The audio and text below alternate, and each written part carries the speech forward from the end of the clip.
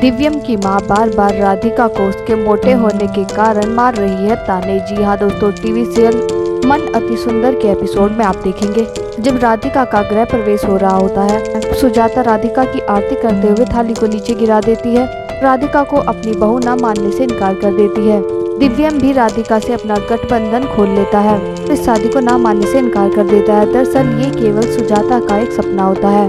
फिर पीछे से दिव्यम के पापा सुजाता को राधिका की आरती करने के लिए कहते हैं, राधिका का गृह प्रवेश कराने के लिए कहते हैं, जिस पर सुजाता राधिका का गृह प्रवेश करने के लिए एक चावल का लोटा लेकर आती है और जानबूझकर एक छोटी सी थाली लेकर आती है। राधिका जैसे चावल के लोटे को गिराकर उस थाली में पैर रखने लगती है, तब वो थाली छोटी पड़ जाती है, जिस पर दिव्यम की माँ उसे उसी वक्त ताना मारती है। राधिका वहाँ भी अपनी सूझबूझ से इस तरह से उस थाली में अपने पैर को डुबोती है, जिस पर राधिका के पैर की छाप घर में पड़ जाती है। तभी दिव्यम जो है गुस्से में वहाँ से निकल जाता है। राधिका ये देखती रह जाती है। फिर सुजाता दिव्यम के पास जाकर उससे पूछती है कि तुमने काया से शादी क्यों नहीं की। दिव्यम सुजाता को सब कुछ बता देता है कि काया ने शादी से इनकार क्यों किया। सुजाता दिव्यम को ये कहती है कि तुम्हें आने की क्या जरूरत थी। इस पर दिव्यम बताता है कि मैं यहाँ पर अपने परिवार की इज्जत के लिए आया हूँ। उधर राधिका को दिव्यम की दादी अक्षत के चावल देती है, जिसे घर में बिखेरने के लिए कहती है। राधिका चारों तरफ चावलों को बिखेर देती है। एक कमरा रह जाता है जिसमें सुजाता और दिव्यम बात कर रहे होते हैं। राधिका जैसे उस कमरे में पहुंचती है, वहां पर दिव्यम जोर से चिल्लाकर ये कह रहा होता है कि मैं राधिका को अपनी पत्नी नहीं मानूंगा। राधिका को कमरे के अंदर आता देख दिव्यम की माँ उसे ताना मारती है, तुम्हारा जितना मोटा शरीर है उतना ही तुम दिमाग से काम नहीं लेती।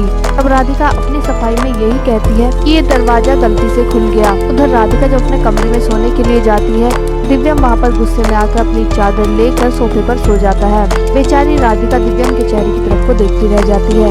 वहीं अगले दिन सुबह जब राधिका को सोते हुए 7:30 बज जाते हैं, तब उसकी मम्मी का कॉल उसे आता है, जिस पर वो राधिका को डांटती है कि ये सोने का टाइम नहीं है। तभी वहाँ पर सुजाता आ जाती है और दिव्यम को वहाँ पर न देखकर राधिका के ऊपर गुस्सा करने लगती है। और जब ये देखती है कि उनका दिव्यम सोफे पर सोया था, तब वो राधिका को इस बात का ताना मारती है कि सारी जगह तो तुमने ले ली होगी, हमारे बेटे को तो सोफे पर सोना ही पड़ता। उसके बाद राधिका तैयार होकर नीचे पहुंच जाती है। दिव्यम को आता देख वो उससे बात करना चाहती थी, तभी दादी राधिका को आवाज लगा लेती है और उसे पहली रसोई करने के लिए कहती है। राधिका जैसे ही जाने लगती है, तब दादी सुजाता को कहती है कि तुम्हें राधिका को अपनी बहू मान लेना चाहिए, जिस पर सुजाता दादी को ये कहती है कि आपने राधिका को अपनी बहू मान लिया है, अब आप मेरे और मेरे बेटे के ऊपर इस बात की जबरदस्ती ना करें। राधिका सुजाता की ये बात सुन लेती है। तो अब देखना ये होगा कि क्या राधिका जान पाएगी कि आखिरकार उसके साथ ये व्यवहार क्यों हो रहा है।